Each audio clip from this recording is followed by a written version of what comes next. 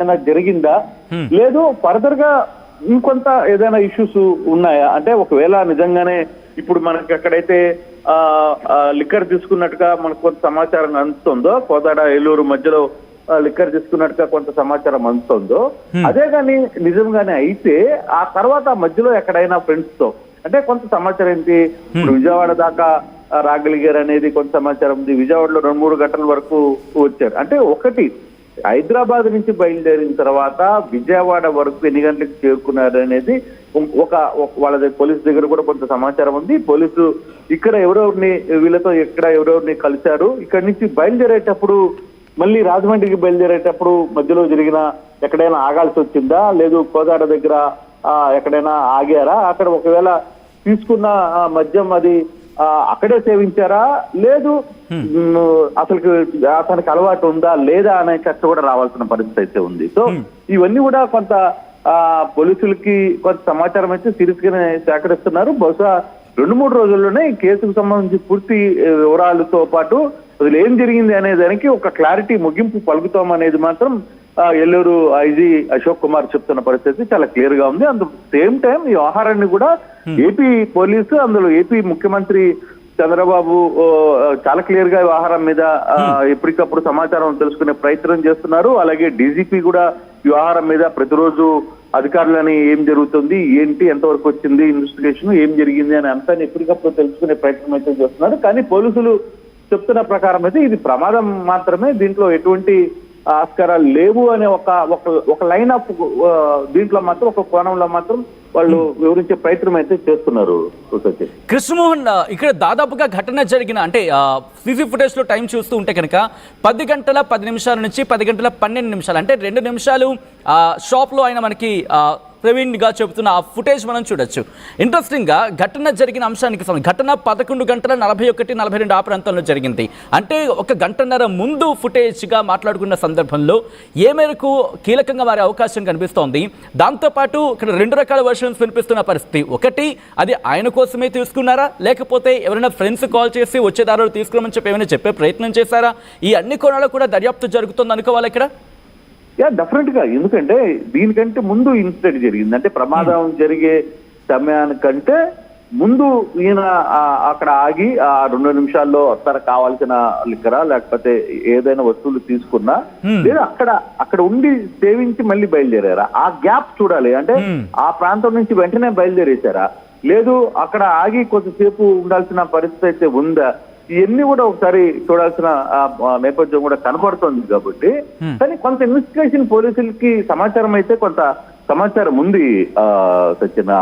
బహుశా 2-3 రోజుల్లో దీనికి సంబంధించి పూర్తి వివరాలు ఏపీ పోలీసులు బయటపెట్టే ప్రయత్నం అయితే చేస్తున్నారు. కానీ ఆందోళన అంటే ఇప్పుడు పబ్లిక్ కూడా వివిధ రకాల ఆలోచనలు వివిధ రకాలుగా మాట్లాడుతుంది. కాబట్టి కొంత వెంటనే దీని మీద ఇప్పుడు ఏం జరిగింది అనే చెప్తే కొంత సమస్యలు ఉత్పన్నమవుతాయనే ఒక ఆలోచన కూడా చేస్తుంది పోలీసులు కానీ ప్రభుత్వం కానీ. అందుకే అందరూ ఎవరు ఏం మాట్లాడినా జరుగుతున్న వ్యవహారంలో కొంత క్లారిటీగా చెప్పేటప్పుడు, అధికారికంగా చెప్పేటప్పుడు అన్ని వ్యవహారాలని పూర్తిగా చూసుకోవాలి, పూర్తిగా ఆ వ్యవహారాన్ని అంతా కూడా చక్కబెట్టాలి. ఎక్కడ కూడా పొరపాట్లు జరగనీయకుండా తమ ఇన్వెస్టిగేషన్ లో కావచ్చు, లేకపోతే ప్రభుత్వం మీద ఎక్కడ పొరపాటు రాకుండా చూసుకోవాల్సిన బాధ్యత మా మీద ఉంది. కాబట్టి మేము ఆ దిశగానే అన్ని క్లియర్ గా చూస్తున్నాం.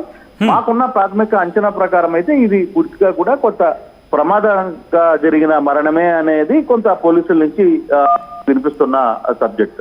కానీ ఇంట్రెస్టింగ్ గా మీరు అన్నట్టుగా, ఎందుకంటే కృష్ణమోహన్ ఇక్కడ నిన్న ఐజీ మాట్లాడుతున్న సందర్భంలో టాక్సికాలజీ రిపోర్ట్ గురించి వెయిట్ చేస్తున్న, టాక్సికాలజీ రిపోర్ట్ కోసం ఎదురు చూస్తున్నట్టుగా ఆయన చెప్పిన సందర్భం. దాంతోపాటు ఇంతవరకు పోస్ట్ మార్టం రిపోర్ట్కి సంబంధించి కూడా బయటికి రాలేదు.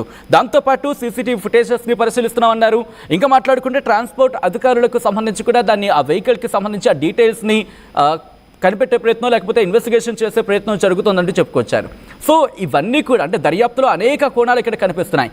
వీటన్నిటికీ సంబంధించి పూర్తిగా వాళ్ళకి రిపోర్ట్ వచ్చిన తర్వాత అన్నిటినీ కొలాబరేటివ్గా అన్నిటినీ కలిపి ఇన్వెస్టిగేషన్కి సంబంధించి అప్పుడు ముందుకు తీసుకువెళ్ళి అప్పుడు ఒక కంక్లూషన్కి వచ్చిన తర్వాత ఈ రిపోర్ట్స్ని పెట్టే ఆలోచనలో ఉన్నారా పోలీసుల శాఖ, లేకపోతే ఎటువంటి డిస్కషన్ జరుగుతోంది?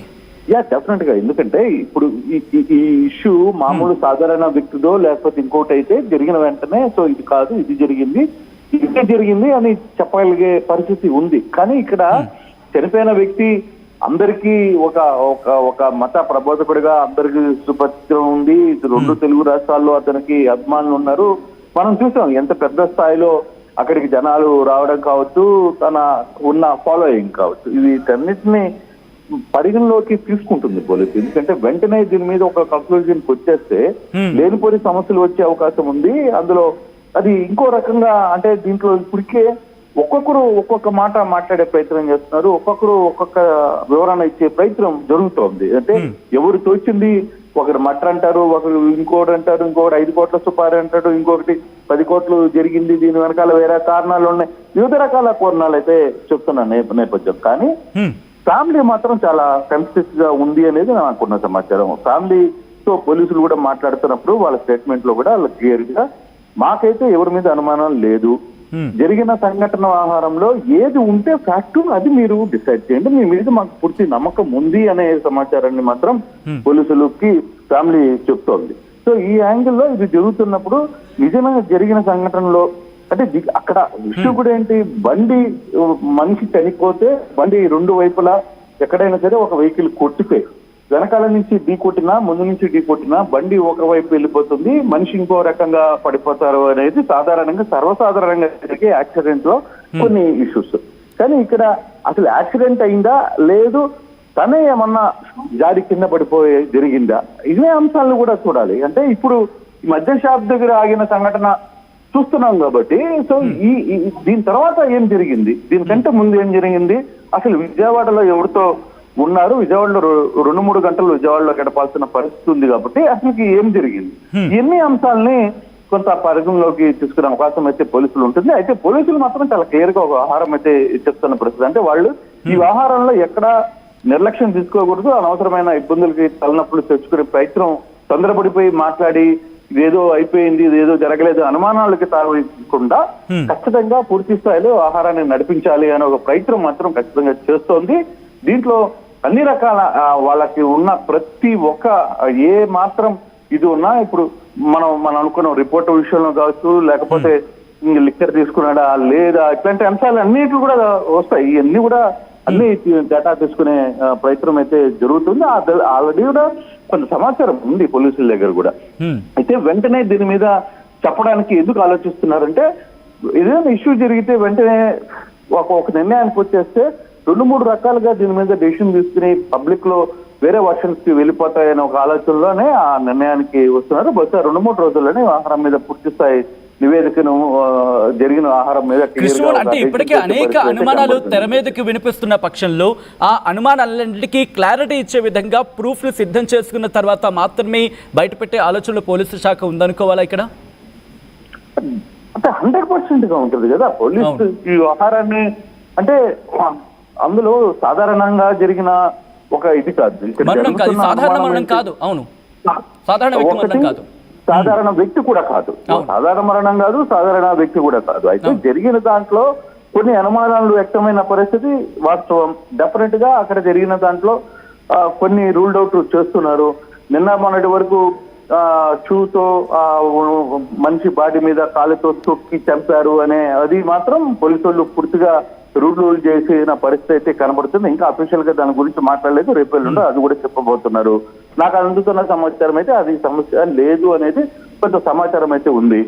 బట్ మిగతా వ్యవహారాల్లో అంటే హెల్మెట్ పెట్టుకున్న తర్వాత కింద డైవర్షన్ అయ్యి కింద పడినప్పుడు ముక్కుకి నోటి దగ్గర కావచ్చు, లేకపోతే తల వెనక భాగంలో దెబ్బలు తగలం కానీ ఎలా సాధ్యమైనాయి, ఎందుకు సాధ్యమైంది, హెల్మెట్ ఉన్నప్పుడు అది ఎందుకు జరిగింది అదే అనేది ఇంకో కోణం. ఇట్లా ఒక 4-5 యాంగిల్స్ ఉన్నాయి. దాని మీద పడిపోయిన తర్వాత బండి నేరుగా వచ్చి బాడీ చనిపోయిన ప్రవీణ్ మృతదేహం మీదనే బైక్ ఎలా వచ్చి అది ప్రధానమైన దాదాపుగా క్రైస్తవ సంఘం నుంచి